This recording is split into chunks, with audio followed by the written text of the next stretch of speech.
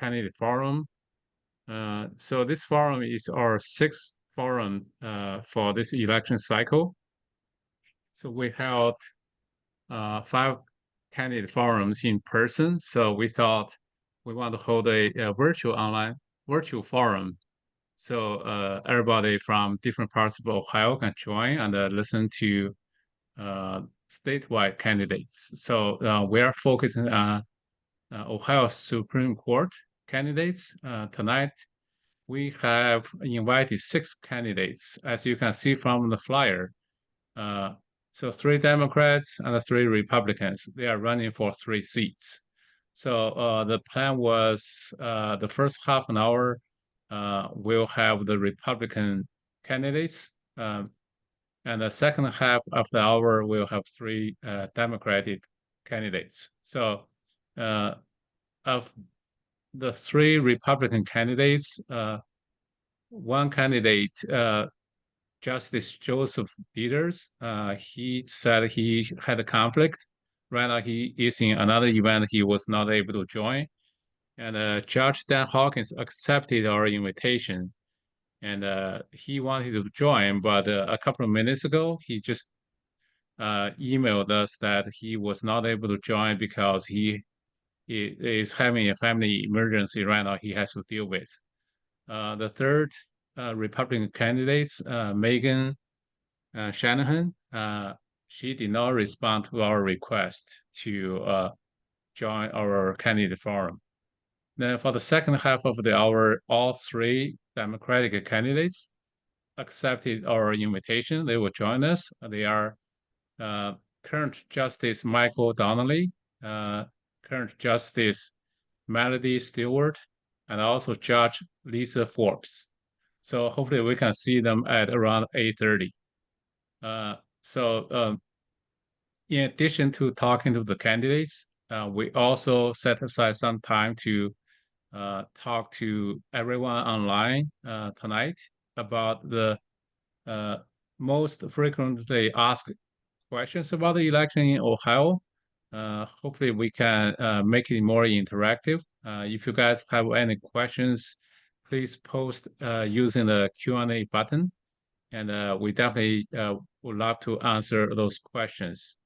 And also when the candidates they come in, they speak, and feel free to post questions in the Q&A button as well. If we have time, we can ask them to answer. And we did prepare 3 or 4 questions for each candidate. And so the first few minutes, 3 minutes also for each candidate, they will introduce themselves and we'll ask them a couple questions. If we have time at the end, we can have the audience to ask their questions.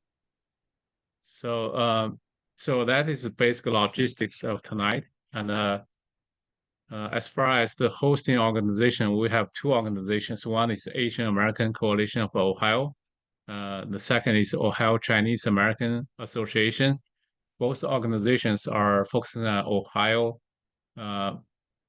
civic leadership and community services.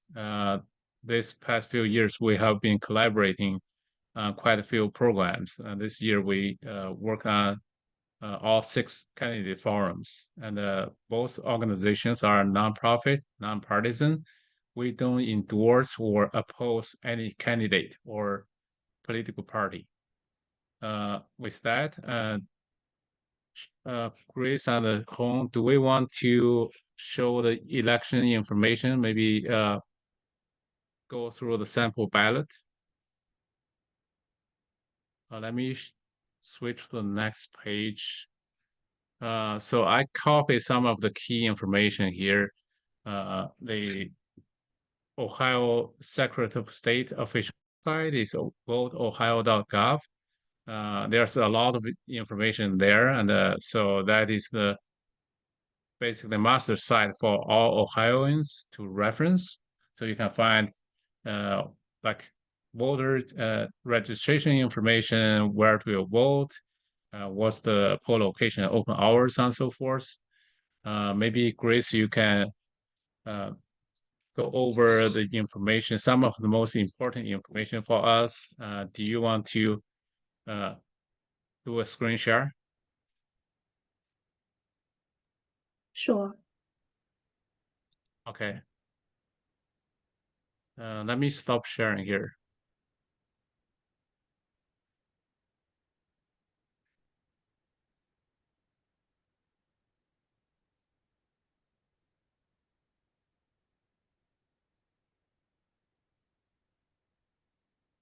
So can everyone see my screen? Yes. Okay. So Vincent just showed if you want to find any voting related questions, you can simply Google Ohio, voteohio.gov, and then you will find this page. So here is the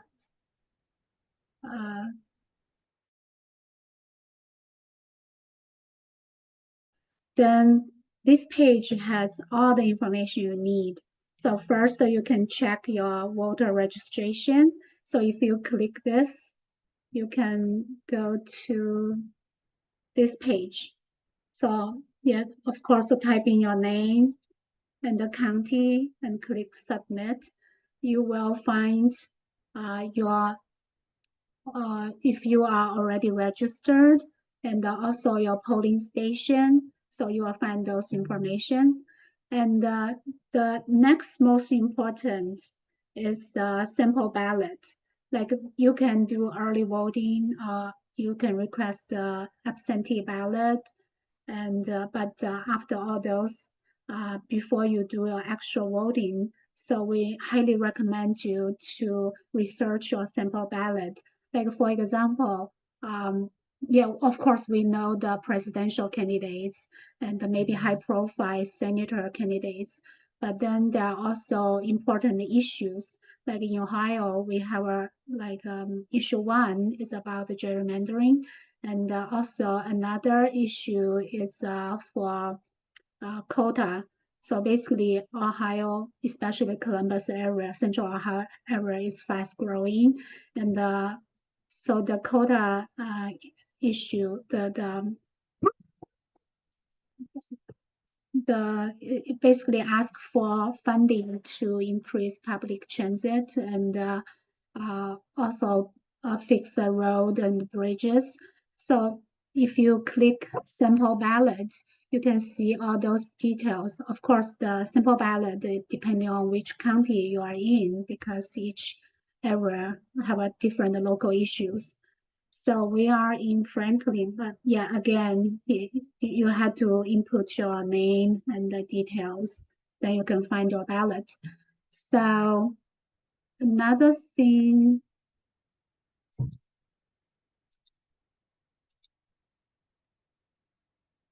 another most important is about your voting schedule. Like I mentioned, you can request absentee ballot, or you can do early in-person voting, or you can vote on the election day, which is next Tuesday. And if you click the schedule button, this is a calendar, which is the most comprehensive one. Like some voting maybe is less known, like overseas military, absentee voting started earlier. And then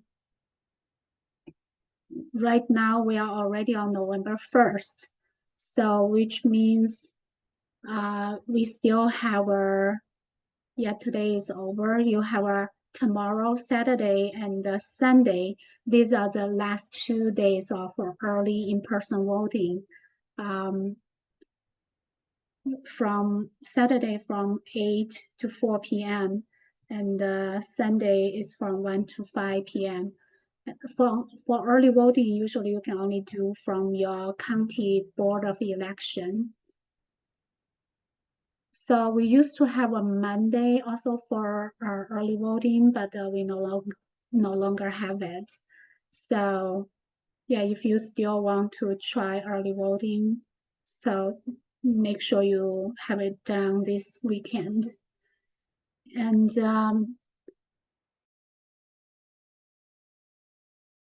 like which way is better. I think it depends on your polling station. If your polling station usually has long line, and I would recommend you to go early voting, especially not wait until this last weekend, because in the beginning of early voting, usually the Board of Election has very light traffic, but this last weekend usually has a long line. So I think the answer is it depends which way is the best for you. So, but of course, if you are interested, request the absentee ballot, and you can check this. Actually, I don't see request here. So here you can track your absentee ballot. So who you vote is not will not be tracked. But if you have already voted, that's tracked. So our election is very safe. Like people cannot do double voting or any this kind of stuff. So I think we have a very high confidence in our election. So if you have any questions, please feel free to like type in the chat and we'll address as much as we can. Thank you.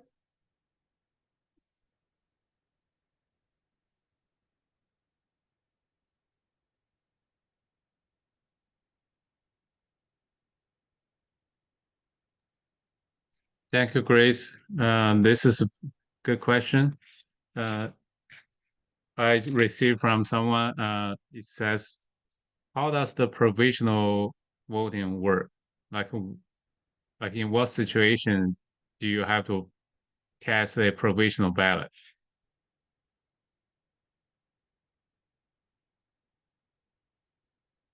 So look up on the Ohio Secretary of State website. Uh, if your voter status is active, then you can just vote to your poll location. But sometimes people forgot to bring your ID or something, then you have to cast the provisional ballot. Or if you request the mailing ballot, you're supposed to fill out that and drop it off or mail it in. But if you decided to just vote in person, just show up at your poll location, in that scenario, you have to cast the provisional ballot as well. They will verify everything, making sure everything is good, make sure there's no like double voting. Then they will just change your status from provisional to uh, official ballot. And also, some people had concerns about the voter purge in July time. What happened was, if you have not voted in the past two presidential election cycle, actually the official language was, if you have not voted for two consecutive federal elections, then you got basically you will receive a postcard from the Secretary of State office around May time. Then you have to respond, say, based on the information on the postcard, you have to respond, hey, say my information.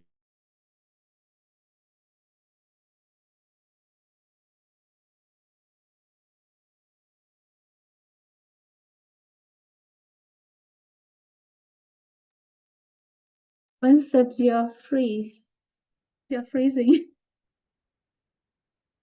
It's like he's dozing, right?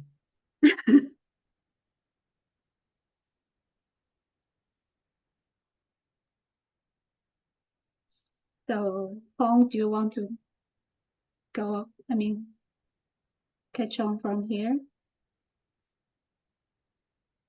Yeah, sure. Yeah, I can do a little presentation. So I think many of us, as a part of the Asian American community, we always hear from the news that the population, there's as a newly growing community, our number is increasing, and obviously the strength and the power that we have is also increasing. So I want to show you some data to really let you know that that is true. Let me share a stack that I had before. Is this coming through? Yes. Yes, okay. First, I want to really confirm that only US citizen that's older than 18 years old before the day of, so for this year, that will be before or on November 5th, and a resident of Ohio for at least 30 days, not incarcerated, not declared incompetent, and not permanently disfranchised. Those are our eligible voters. And then even though you hear in the news that saying there are illegal aliens, they are voting, those are very, very, very rare. So do not be misguided by those. And want to share, so here's the data of the population growth of Asian Americans. This is across the US. You can see that across US in 2024, the number of Asian Americans is projected to be 15 million. And US population is 300 and some million, a little over 300 million, right? So that is about 5.6% of the US population. And the eligible voter will be around 6.1 million based on the Pew Research. And here we are, as a part of Ohio, a very important state. Here is the demographic information of AAPI voters. There's a total of about 400,000 Ohio citizens are API. And then among there's about 200 of them, they are eligible voters. So that is a very large number of eligible voters. And then if all of us go out to vote, we might as very well, because all the races are so tight, we might very well be the force that's deciding who's going to win this election. So here is that across the counties, a breakdown of the API population. Franklin County has the highest API population share at 5.4. Oh, actually not Franklin County. It should be Warren County is at 6.6%. Franklin County at 5.4. And then it goes to Summit County at 3.9. So in terms of the breakdown of ethnicity, the largest Asian American ethnic group in Ohio will be American Indian, not the American Indian, sorry, Asian Indian at about 100,000. And then Chinese following that at about 70, Filipino, Korean, Japanese, Vietnamese. So I think we talk about the voter eligibility, talk about the dates, and just really want to make the point across is that the absentee ballot needs to be postmarked by November 4th. That is the day before the election. So it needs to be postmarked by November 4th to be a valid absentee ballot. And then the poll will be opening at 6:30 a.m., close at 7:30 p.m. So this year I will also be a poll worker, and several of my friends are also going to be working at the poll. So in the future, if any of you can take the time to work at the poll, I strongly encourage you to join to be a poll worker. In the absentee ballot needs to be received. So here we talk about it needs to be postmarked by November 4th and needs to be received, also needs to be received by BOE by November 9th for it to be counted. All right. So Vincent, good to see you are back. I'll give it back to you so you can continue the discussion on provisional ballot. Oh, thank you. So I think I'm almost done. So I think most of the frequent question we asked was if I am a voter, I voted before and I didn't respond to the postcard by the Secretary of State postcard, what happened?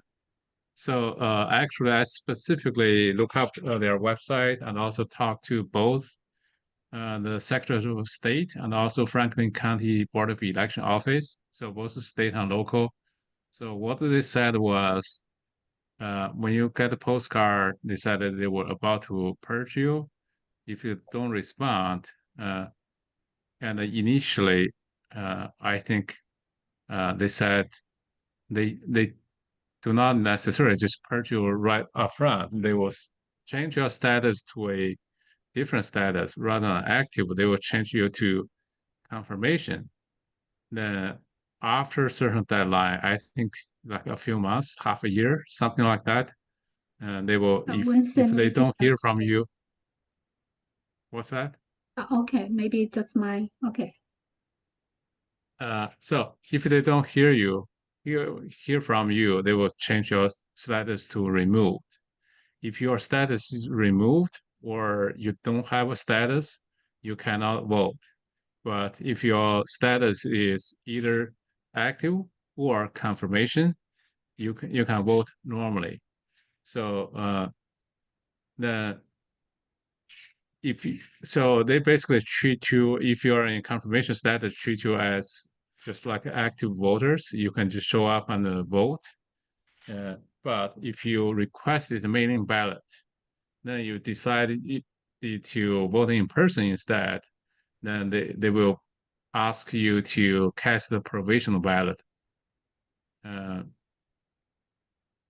then if you forget your ID, as I shared earlier, if you show up at your poll location, you forget your ID, they will ask you to cast the provisional ballot. And then you have to validate your ID. They will reach out to you, tell you what to do.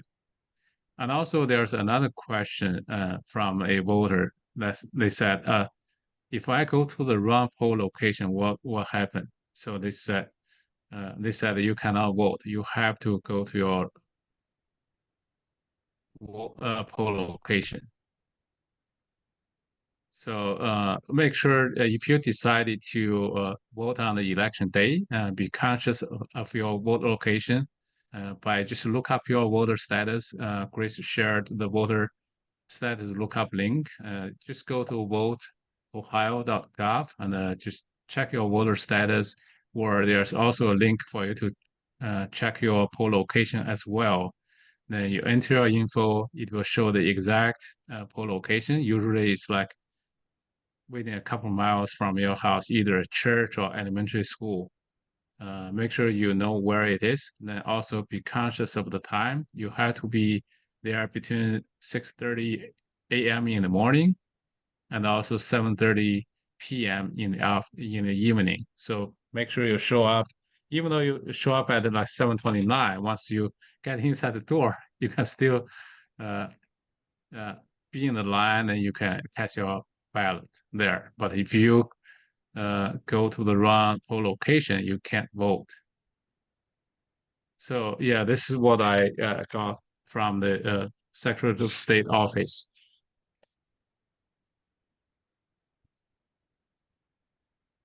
Do we have any other questions?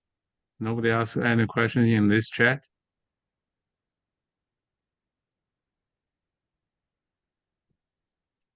Okay. So we have probably like a few minutes. The three Democratic candidates will show up, then we can start our program again.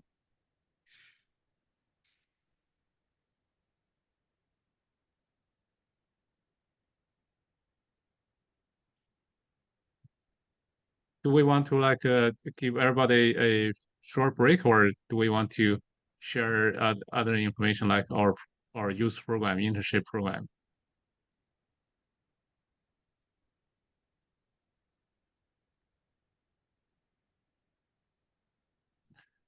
Actually, let me show you guys, since we have a lot of people who show some interest, maybe I can share with you the link for the phone banking that we are doing right now. Let me Yeah, let me send you the link. I think Ed Stanek has a question, has your hand raised. Let me allow you to talk. Okay, Vince, I just wanted to say I got hooked in already. I couldn't get in. I Okay. just want to let you know I'm here. Yeah, thank you so much. I'm glad you So what do can I join. want? What do you do? We were waiting? Yes, so we have 1 hour program. So we invited all 6 candidates, 3 Democrats and 3 Republicans. Actually, Dan Hawkins accepted the invitation, but he ended up having a family emergency shortly before the event, so he had to cancel. Joe Deters said he had a conflict at the same time. He's in another event right now, so he cannot come over here. So the third Republican candidate, Megan Shanahan, she did not respond to our request. So no So, but Republican. no Republicans. So we did some voter information sharing just now, talking about how to utilize the Secretary of State website to look up voter status, look up poll locations, and so forth. So, so we are just waiting for the Democratic candidates to come in. Isn't that a shame that I figured that something like that. Dieter doesn't want to talk about why he's running against Melody Stewart. You know how that's working, right? I heard from WOSU, the NPR station from Columbus, and I think so. There's a consideration about the term, how many years you get by going through the election. Yeah, well, what they do is they just change the dates on the term. So he's running against, he's a sitting judge. He would normally run against a non-judicial opponent. In other words, someone who's not a sitting judge. So, but he decided to run against the Democrat that's a sitting judge, a justice. And what that's going to do is it's going to take out one or the other. So because this year is the first year that they've actually on the ballot put whether you're Republican or Democrat. Judicial candidates had before didn't have a party affiliation. So generally people sometimes just vote by name or guess, unfortunately. And this time they're going to have D or R, and they're hoping to get a majority.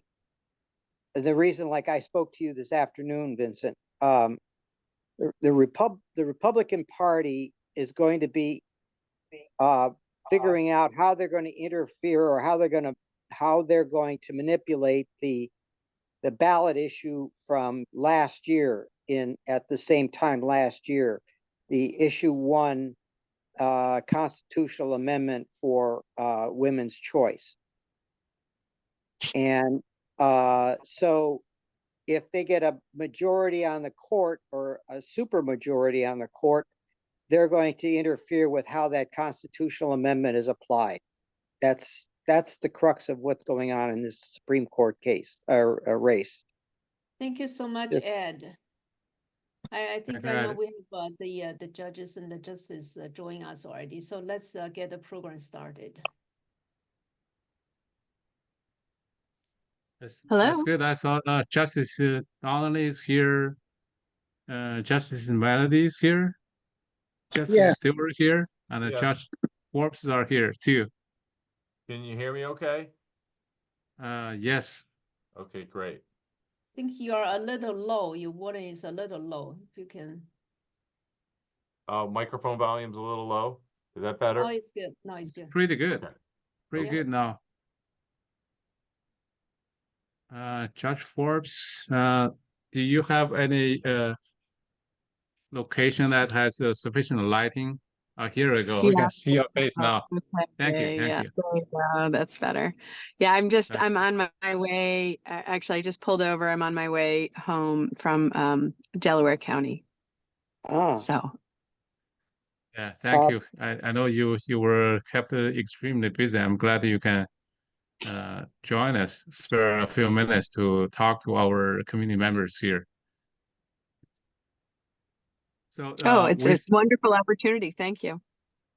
that's good. Thank you. Then Justice Stewart, are you able to open your camera? I have been trying to. Can you hear me? Yes. We can hear you very well. I don't know why, but Let me send you a request. Do you see a button asking you to open a video? I did. Here we go. Yeah, Did we it? can see Yeah. you now. Okay, great. Thank you. Yeah, it's good to see you. All right, sorry, Uh, I'm in a corner at a very noisy Hall of Fame ceremony, so hopefully the noise won't be too distracting. Actually, I didn't hear anything. That's good. So we, yeah, let me just quickly provide a background, some background information, then we'll get started. Good. So two organizations are co-hosting the event tonight. Asian American Coalition of Ohio, Ohio Chinese American Association. Both are community-based grassroots organization, nonprofit and nonpartisan. We don't endorse or oppose any political parties or candidates. This year, we held 5 candidate forums in person. So this one is our 6th one. We figure a lot of community members, they want to learn about statewide candidates, especially judicial candidates. So that's why we invited you to join us, and we are very thankful that you accepted our invitation to join us. And so the basic structure of the forum will be uh, so we have half an hour for 3 of you. So roughly each of you will speak about 10 minutes, and we would like to for you to first give your 3-minute pitch about yourself, your candidacy, right? Why you're running and so forth. Then we'll have the moderator, Dr. Hong Chiu and Grace Lan. They will ask you 2 questions. Then afterwards, if we have additional time, then we can have the audience to ask some questions. Audience can post their questions in the chat room or in the using the Q&A function. So then we'll usually we would like for you to limit your self-intro to 3 minutes. Your response to the questions to 2 minutes. Then we'll give you a hint, like show you a red card or something to remind you time is almost up. So does that work for you? Yes. Okay. All right. Hong, do you want to start? Yes, We- sounds good. Yes, let's get started. Sorry, Justice Donnelly, you had a comment or question? Oh, I just didn't know if you wanted us to go in ballot order or if you already had a pre-planned order on. Yeah, let's go on according to the ballot. You'll be the first. You are the lucky one. Let's Okay. get started with your self intro. Tell us a little bit about yourself. Why you want to run for Ohio Supreme Court? Why is it important? Why do you think you are a better candidate? You got Okay, 3 thank you minutes. very much. Well, it's an honor to be here. And I really appreciate you providing this opportunity. My name's Mike Donnelly. I've served on the Ohio Supreme Court since 2019. Prior to that, I was a trial court judge in Cleveland in Cuyahoga County Common Pleas Court. I loved being a trial court judge. I loved what we do in the courts. We bring resolution to conflicts in people's lives, whether they're criminal cases or civil cases. 9 of those years, I served as a mental health court judge. So 25% of my criminal docket was made up of people who suffer from mental illness. And I was very proud of the fact we were able to keep the vast majority of those people out of the prison system and keep the community safe at the same time. But I ran for Ohio Supreme Court in 2018 because I wanted to have a greater voice for criminal justice reform and civil justice reform throughout the state of Ohio. I feel very strongly, I've been one of the most vocal advocates for the creation of a criminal sentencing database. And this is a substantive difference between me and my opponent. She wrote an op-ed in the Inquirer against the collection of data. I believe that the collection of data is essential to providing trial court judges information to live up to their mandate, which is to treat similarly situated defendants with similar criminal sentences, regardless of irrelevant factors like the color of their skin, their socioeconomic background, or their ethnic background. But right now, judges in our trial courts are powerless to do that, and they have virtually unfettered power. It is possible for a defendant to stand before a judge in the state of Ohio, with the judge having the power to sentence that person to probation or 150 years or any number in between. And sentences in Ohio, I can tell you, are all over the place. They do not make sense from a policy perspective of keeping the community safe. And we need this data, and that's a key difference between my opponent and myself. I've tried to reach out to every community in the state of Ohio. I have had my literature translated into Chinese so that it can be distributed on the WeChat forum. And I've had two prominent attorneys in the Chinese community do that for me, because your vote and your consideration of my candidacy means a lot to me. So that's my two minutes opening, and I look forward to answering any questions that you may have. Awesome. Thank you so much, Justice. So since that you talk about your outreach effort to the Chinese community, I have a question that's related to the U.S.-China relationship, which we all know that it's going south right now. With the heightened political tension and the increased negative scrutiny of Asian American community, we are starting to see more and more people being wrongfully accused of being a spy for China. One of such example is Ms. Cheryl Chen.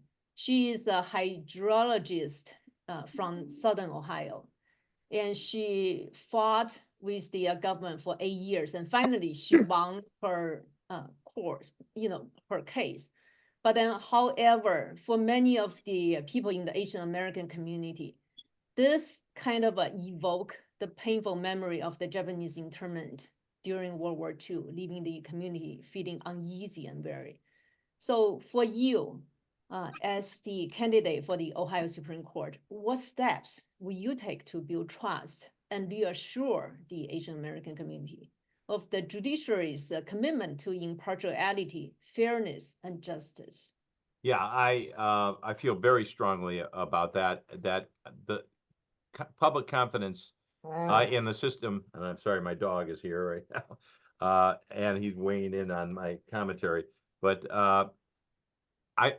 public confidence in the court system is very the lifeblood of the system, and all of our communities, including the Chinese community, needs to feel that that the courts are transparent and accessible, and if they are wrongfully accused, that they are going to get justice and have that issue remedied.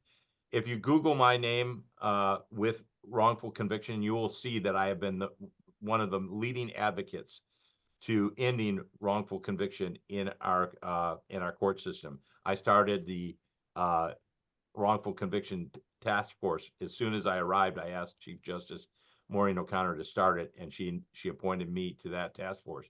And so I believe in complete transparency and access to the courts, and I pledge to the Chinese community that I will not let any unlawful behavior take place and in our court system, and people will be treated transparently and equally under the law. Thank you. And my next question is related to one of the comments that you made earlier, relating to the judicial elections. I think it's in 2021, Ohio changed the law to now that each of you have this party affiliation after your name. So do you believe that Ohio Supreme Court, the court seats should be elected in these partisan elections? Or how Absolutely. might the current structure affect judicial independence? And what kind of reform will you suggest? Will you support Yeah, any reform? yeah. Is that question directed to me or that? It's still you. You got two questions. Okay, yeah. Okay, so yeah, I am totally against any partisan affiliation on the ballot with regards to the judiciary. We are the branch of government that should be absolutely nonpartisan. I have no allegiance to any political party. My allegiance is to follow the law and protect your rights. The courts exist for two reasons: to resolve disputes and protect your rights, and that's what I do as a judge on the court. This was done for only one reason. It's to control the outcomes. What the people who want partisanship in the court system want is they want a mini legislature, a rubber stamp for whatever the legislature it wants to put forth, even if it's contrary to law. You saw in I was part of the majority of justices who threw out the gerrymandered maps that we believed violated the Constitution, and we were joined by lifelong Republican-supported jurist Chief Justice Maureen O'Connor on that. And it was we didn't join in that majority for any type of political reason. We don't do that in the judiciary. We don't barter. We are independent judges. And if I'm fortunate to win this seat for reelection, that will be the first words uttered out of my mouth, that to tell this legislature to take partisanship out of the judiciary, where it has no place. Thank you so much, Justice Donnelly. Thank you. So now we move on to Justice Stewart. Do you want to start with your 3 minutes self-intro? Sure. Can you hear me okay? Thank you all for having us. I'm Melody Stewart. I'm running for re-election to the court for my second 6-year term. Prior to serving on the court, I was 12 years on the Ohio Court of Appeals for the 8th District. That makes me the most experienced appellate jurist currently serving on the Ohio Supreme Court, in contrast to my opponent, who's only been on the bench for about 18 minutes. Okay, maybe 18 months. But so I have an undergraduate degree in music, because with the name Melody, what else would I study? I'm a classically trained pianist, got my law degree, and then went back to school and got a PhD in social science from Case Western Reserve Mandel School. Prior to becoming a judge, I was a law professor and assistant dean. So I worked in law academia for about 11 years, and I started off my law career doing civil defense litigation. So I am running, in addition to being the most experienced appellate jurist on the Supreme Court, I'm the most educated. Now, my race is interesting because I have, when two of our colleagues, Mike Donnelly and I, had two colleagues who ran for the Chief Justice seat in 2022, because in Ohio, judges can't run for election or re-election if they will be 70 before their term starts. So you heard him allude to retired Chief Justice Maureen O'Connor. When she retired, two of our colleagues ran for the Chief Justice seat. That meant the governor was going to have an appointment one way or the other. He appointed a longtime friend, a political ally with zero judicial experience, to the court. And if that wasn't bad enough, instead of his trying to run to retain his seat, because you have to run at the next available election, he has decided to switch over and run to take me out, because he was told to get the appointment, he'd have to run to take out one of the two Democrats, me or Mike Donnelly. So I'm his low-hanging fruit. Never in the history of the Ohio Supreme Court has a sitting colleague run against another sitting colleague to take his or her seat because of a different political party. So that's the beginning, the politicization of our courts, that I think is a beginning spiral downward for our judiciary. And so I'm hoping my opponent won't come to endorsement interviews. He won't come to editorial board interviews. He won't compare his credentials against mine because on no planet is he the better choice. No voter has ever elected him to a judicial seat, and he's just hoping that he can say he's the most politically connected and he will have Republican behind his name. Thank you so much. Sure. Thank you for the intro. My first question is somewhat related to what you just shared. We kind of, I think many of us have this perception that the American society is increasingly divided and we just cannot agree on almost anything. You know, issues such as reproductive rights, redistricting, LGBTQ, gun safety, separation of church and state, etc. There are many of them. They have become such highly contentious and politicized issues. So for you as the justice, how do you approach lawsuits related to these issues? And what principle guides you in making fair and impartial decisions on such matter? Well, Doctor, thank you for asking that question because my approach to all cases are the same. I apply the plain meaning of words. If it's subject to interpretation, I use stare decisis and things that where cases have ruled on in the past, and I don't lose common sense. I don't throw away common sense. But one of the most important things about my being the only ethnic minority on the court too is being sure we have the power of the pen or power of the keyboard these days. And I write about injustice when I see it. You're right, there's so many issues that are contentious in our society, and those that you mentioned, but including hate crimes, which I think has unfortunately been stoked by the administration 4 years ago, and that it's okay to group people and have this animosity toward people. And I think a lot of ignorance is fed from that. And so we have, I'm always aware of that and conscious of that. I have a lot of Asian students who apply to me for externships at the court that I try to take in. And for a lot of students, English, of course, is their second language.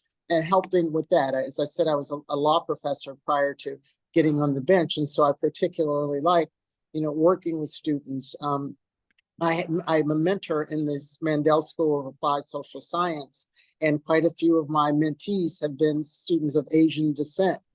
We're trying to work through getting work visas here in this country, or being stereotyped, or having to just navigate, being someone who is not a Native American in this country, and dealing with snide remarks by fellow employees, or even just walking down the street. So there's so much, the culture of our country and the environment is not very good. So I think we as judges have a responsibility to call that out when we see it. Thank you, Justice. So my second question for you is relating to the public transparency of the court.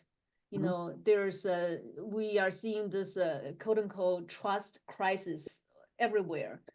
How would you advocate for transparency in the court procedures and decisions to enhance the public understanding and confidence?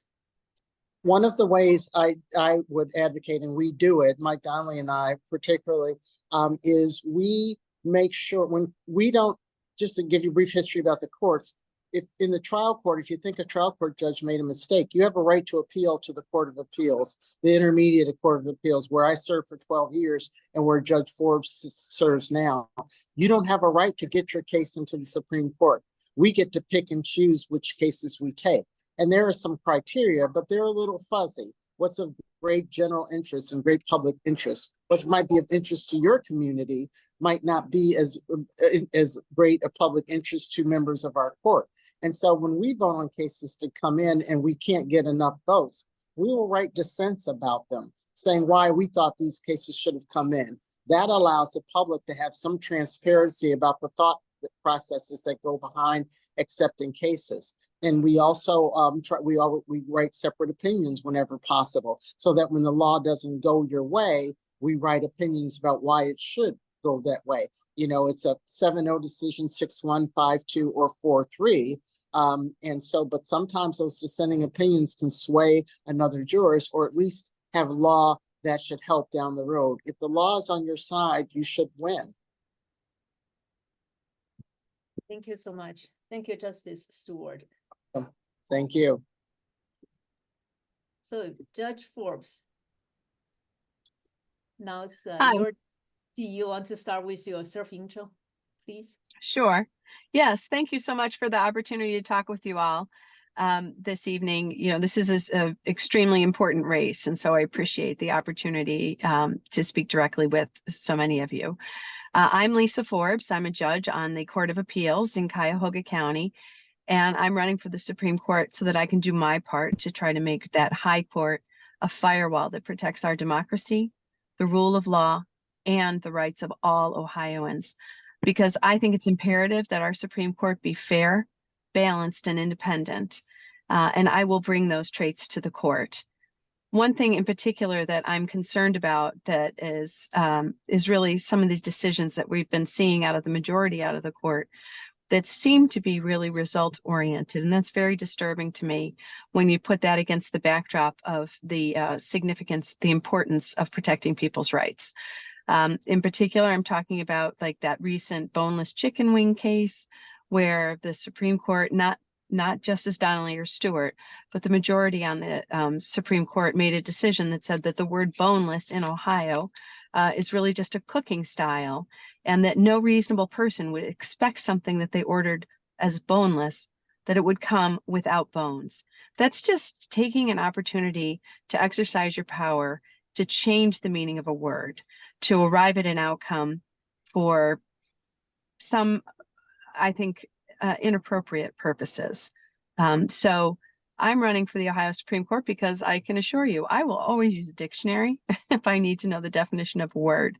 But I want to bring to the High Court my expertise in the law, my commitment to community, and my work ethic. My expertise in the law comes from my 27 years practicing in private practice. I was a partner in a national law firm before I decided to run for the Ohio Supreme Court, for the Court of Appeals. There I learned, all the skills that I use as a judge. My commitment to community is demonstrated through my volunteerism. For about 15 years, I've been involved with an organization providing high quality healthcare, both physical and mental health care, to some of the most vulnerable members of Cuyahoga County, 15,000 of them year in and year out. So it's healthcare, job training services, Head Start services, and adolescent care for kids who've been caught in the web of the foster care crisis. And then lastly, my work ethic that I want to bring to the court, I get from my family. I am the granddaughter of immigrants. My grandfathers were coal miners, and I'm a first generation college graduate. I only went to college thanks to things like work study, waiting on a whole lot of tables, and taking out loans. So I understand that as a candidate for the Supreme Court, I am the embodiment of the opportunity my grandparents came to America looking for, and I want to make sure that that's available for years to come. So that's a little introduction into me, about me, and what I hope to bring to the court. Thank you. Thank you so much. So my first question to you is related to the Ohio constitutional amendment that was passed by the voters, Ohio voters, at the 57% approval rating. Yes vote last year. But then there's still some lawsuit ongoing. So, as what's your view on the role of the Ohio Supreme Court as a check on the legislative and the executive branch? How will you balance the judicial review with respecting the decision of Ohio's elected branches? Yeah, I think it's a critical part of what judges are supposed to do. Really, when after issue 1 passed last year, our legislature utterly and completely refused to take any action to respect the will of the people. And that means that none of the statutes that were on the books were repealed by the legislature. All of them stand to possibly be coming through the courts. That means that to the extent that there is that the language in any amendment, or in any statute is clear, it should be applied as written.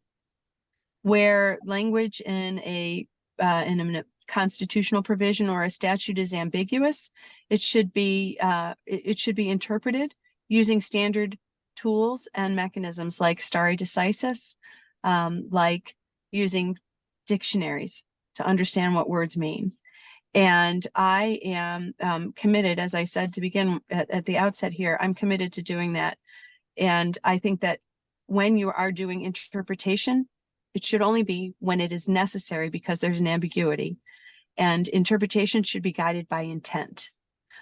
That is how I conduct myself on the bench now. And I will continue to do that on the Supreme Court. Thank you, Judge Forbes. So the second question for you is, Republicans have held the majority of the Ohio Supreme Court for nearly 40 years. Right now it's 4-3. Anything you'll do differently if the court turns Democrat? I think that every single case needs to be heard on its own merits and needs to be reviewed based on the law and the facts at issue in that individual case.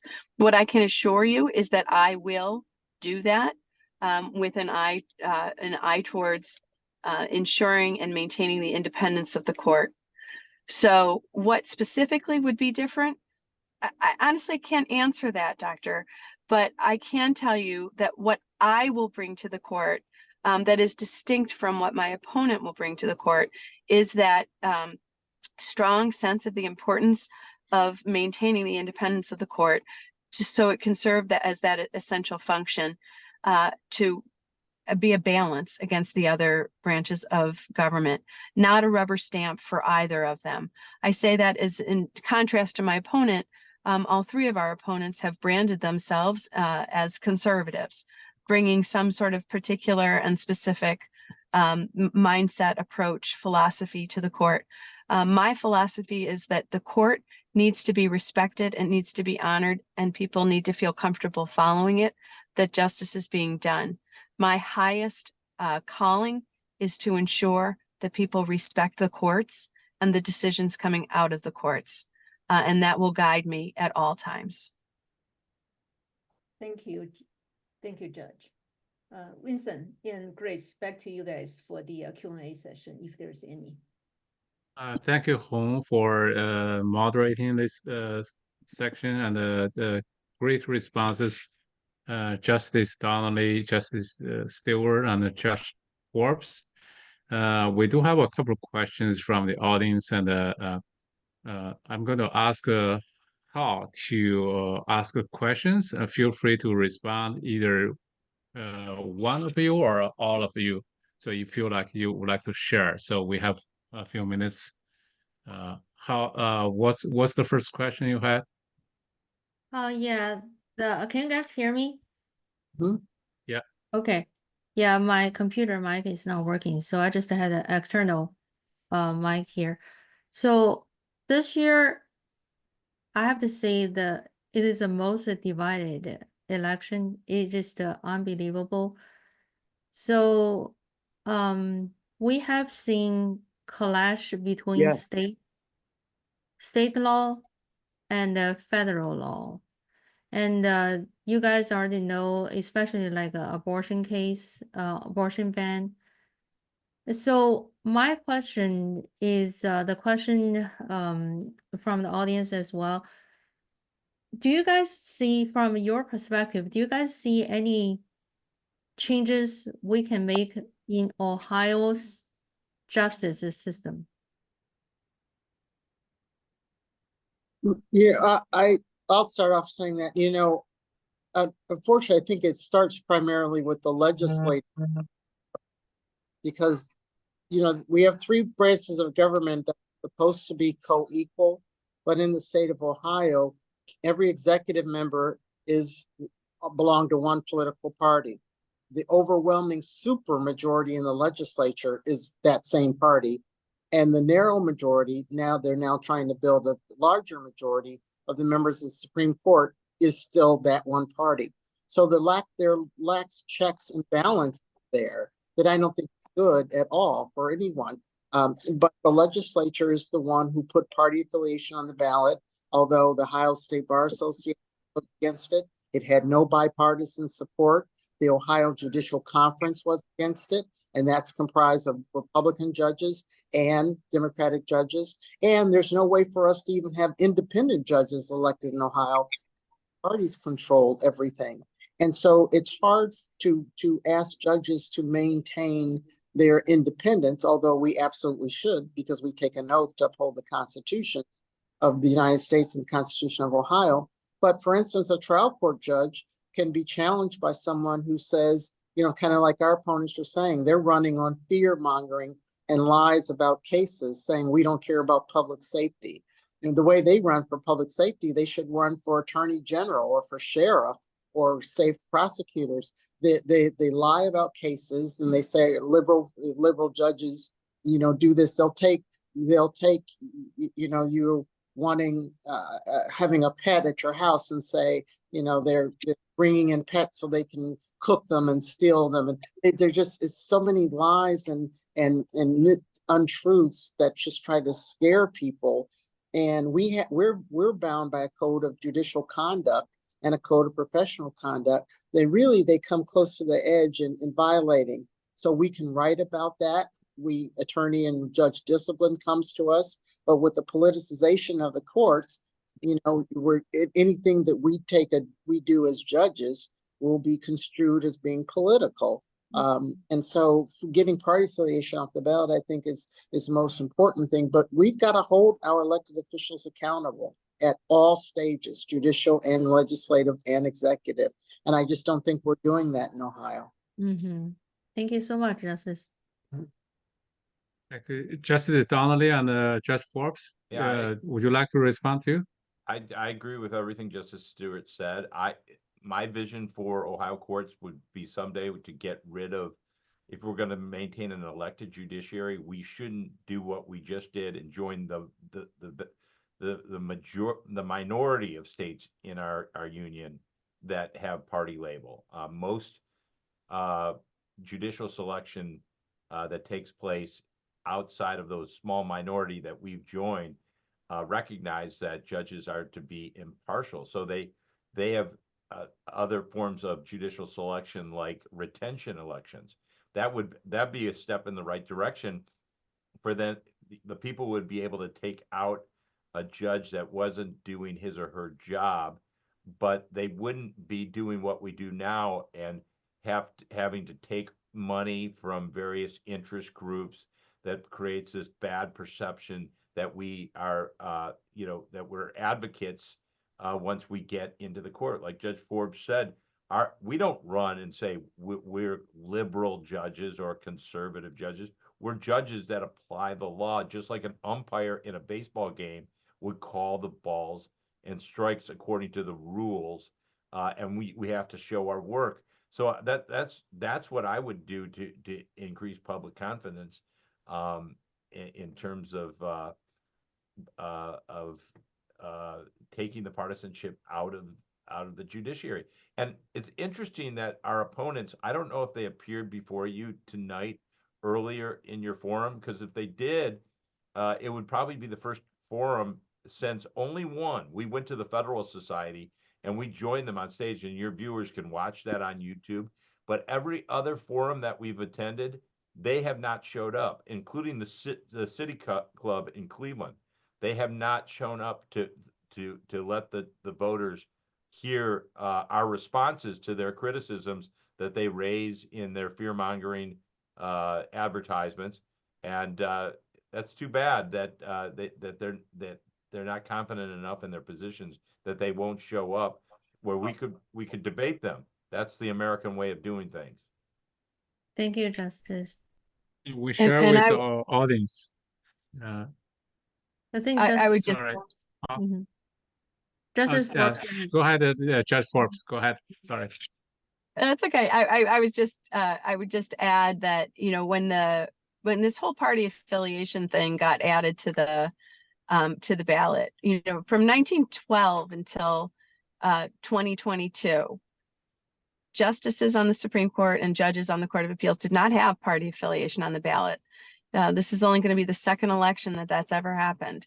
And when it was added, there was some thought, a Republican actually from the Ohio Judicial Conference went and testified at the legislature and said, you know, we all know the real reason why you're doing this, and it's because some people over at Republican Party headquarters were embarrassed that in 2018, 2 Democrats had won.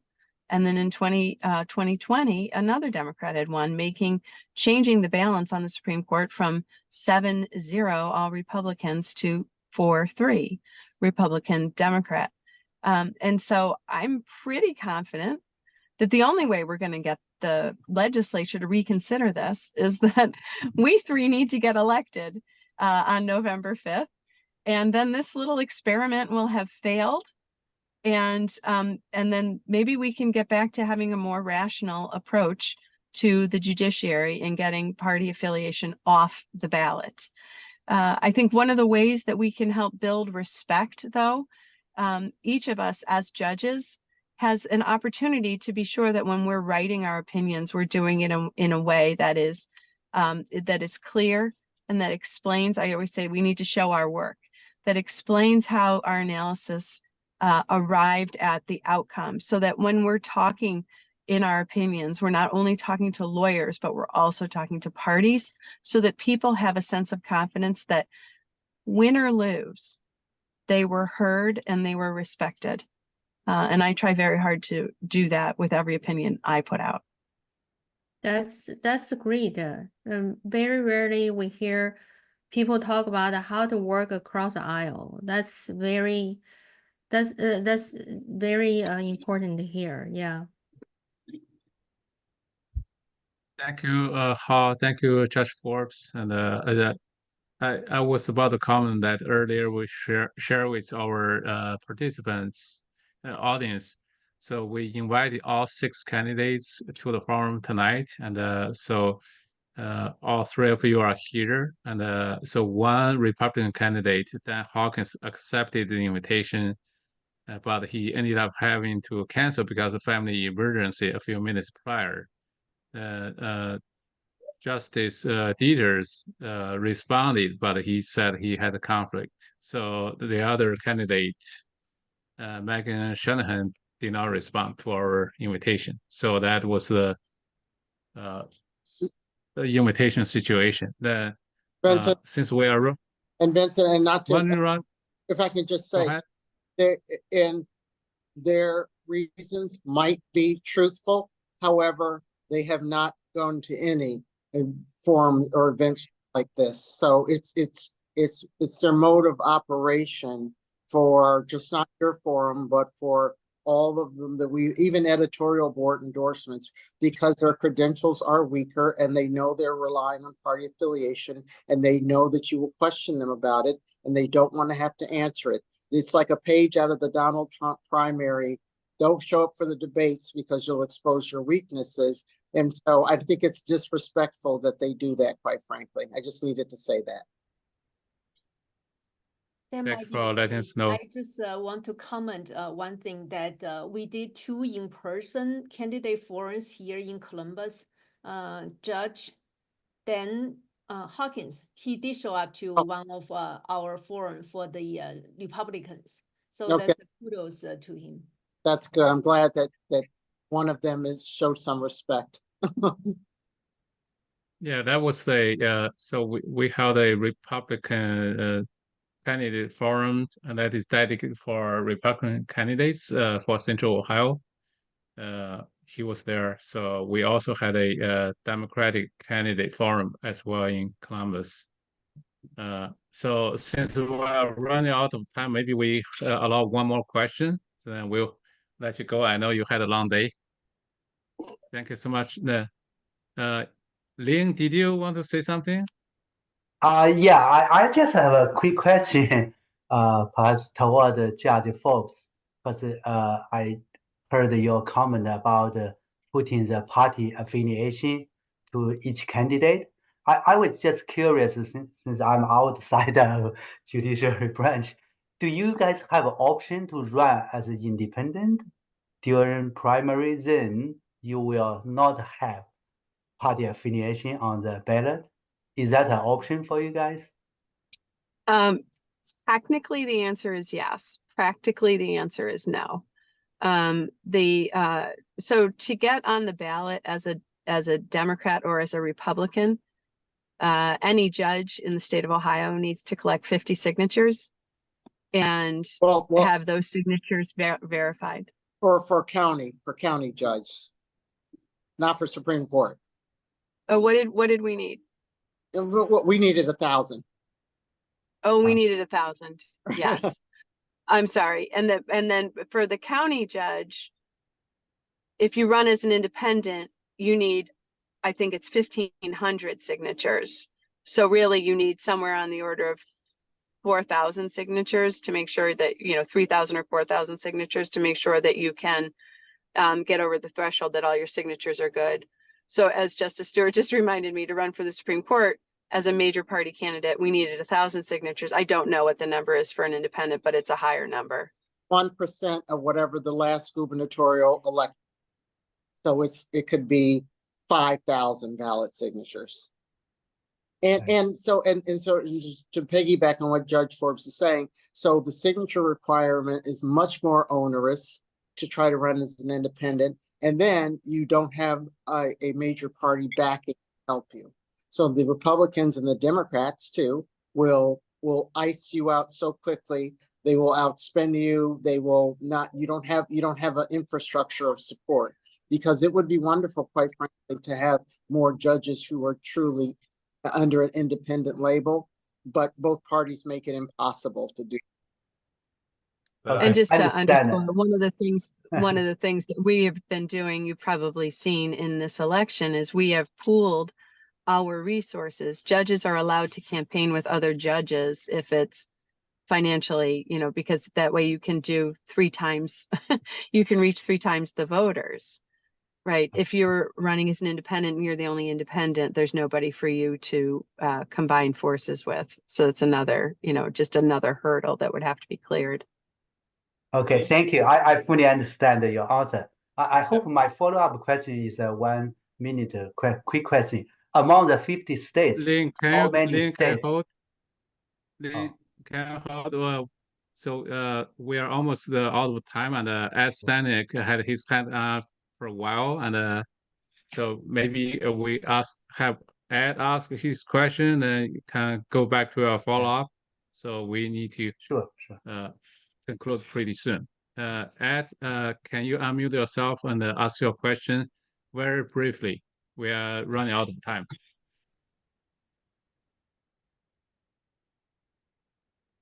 Am I unmuted? yes, Hello? Yeah, you're good. Go ahead. Well, my name is Mr. Ed Stanek. I'm not Asian, but I've been working with the Asian communities across Ohio for the last 20 years. I'm presently with the Philippine American Society of Greater Dayton, the Asian American Council of Columbus, the Asian Commerce Group of Columbus, and other groups. And I want to commend you, justices and Judge Forbes, to what you have done here and exposing a lot of the issues that I've been trying to explain to some of my friends here within these organizations. My question is, partly because of the labeling, the party labeling issue, and especially against Justice Stewart, the technique to quash the kind of support that we should be getting as citizens of the state in when we vote for a constitutional amendment, and we see that these things are being disposed of through the legislative process, and then throwing it back up to the Supreme Court, such as the issue 1 from last year. And then, of course, I expect that the issue 1 from this year, I'm assuming for the gerrymandering issue, will be probably litigated to death.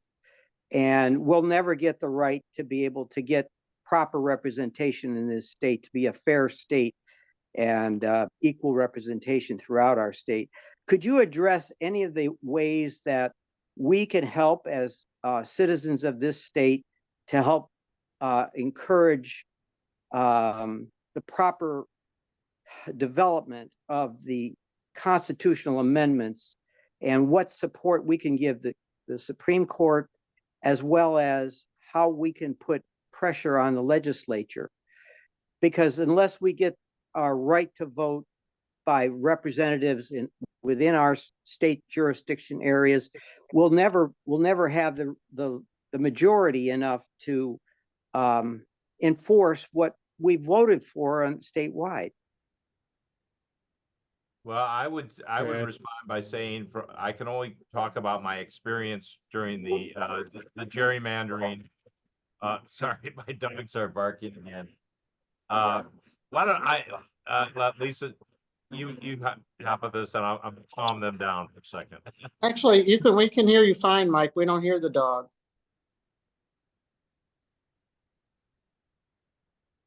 Can you hear me? You can hear me fine? I can hear you fine. I don't hear the Okay. dog. So,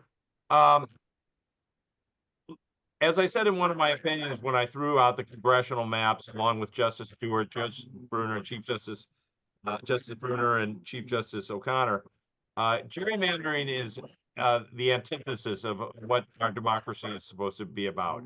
It allows the voter, the representatives to pick the voters rather than the other way around. And we tried to enforce that by enforcing the constitutional amendment that had been passed overwhelmingly by Democrats and Republicans and independents in Ohio. And you saw what happened. And the people that are bringing this issue one are bringing forth a new way of drawing the maps. I can't comment on how you should vote on that because the judicial canons prohibit me from doing that. But I can say this: the closest we came to seeing what I thought was a fair map being drawn during that experience is when they required a Republican and a Democrat map drawer to draw them in public, and they were drawing it in public on the television set. With if one was accused of cracking or packing a district, they were able to call them on it. They asked them why they were doing it, and they made adjustments. And what they were appearing to come close to was, to me, a fair map. But we all know what happened. The legislators came out of the basement and said, "Time's up. The court needs a response. Here's a map, and we're going to use this one." And that's what they did. So yeah, until this problem is corrected, and it's going to be up to the voters to decide. But you saw what they did with the ballot language. Okay, you heard Judge Forbes mention the boneless chicken wing case. They basically said, and I wrote a dissent in this case, they basically said that this effort to ban gerrymandering actually requires gerrymandering, and the 4 Republican jurors on our court had no problem with that language. And people are walking into ballot booths right now. I'm receiving anecdotal information from across the state that people are reading the ballot language and thinking, why do we have a vote yes sign in our? They're being confused directly. They're being lied to, and that's wrong. And you're not going to get that from independent jurists like Judge Forbes and Justice Stewart. If we're reelected, we're not going to agree on every single case. Most of our cases, 63% of the cases that come through the Ohio Supreme Court, we decide them 7-0, because when the law's clear, that's what you should get, 7-0. But men and women jurists in good faith are going to disagree from time to time.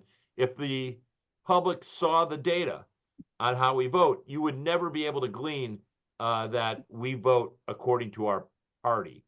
We glean according to our principles of interpreting the law in the way we believe our oath requires. I'll just say as a follow-up to add, what can you all do? Well, there's an opportunity to vote before November 5th at 7:30 p.m. And I certainly hope that this forum has been helpful to you. And I certainly hope that I can earn your vote and that you don't stop fighting for your rights, as they say. Donnelly, Stewart, Forbes, don't stop fighting.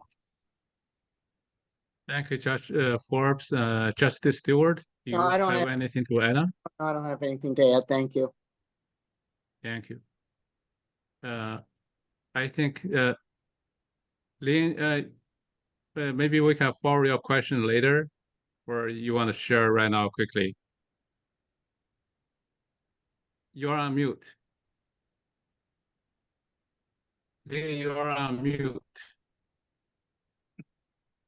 Sorry, yeah, I hope this is a real quick question. Among the 50 states in the country, how many states have party labeling for the candidates in judicial branch? 7. 7, okay, And- include Ohio. And Lane too, understand, in Ohio, all judges don't have party affiliation on the ballot. That's about this law, just the Supreme Court and Court of Appeals. There's 7 on the Supreme Court, there's 69 Court of Appeals judges across the state. But Yeah. there are hundreds of trial court judges across Ohio. None of them have party affiliation on the ballot. That's how crazy this law is, because we're all still bound by the Code of Judicial Conduct. Okay, thanks, yeah. Yeah. Thank you, Justice Stewart, and also thank you, Justice Donnelly and Judge Forbes for taking the time to talk with us, and also staying over time to answer our audience's questions. And it is very informative, and we wish you good luck for the election. And I think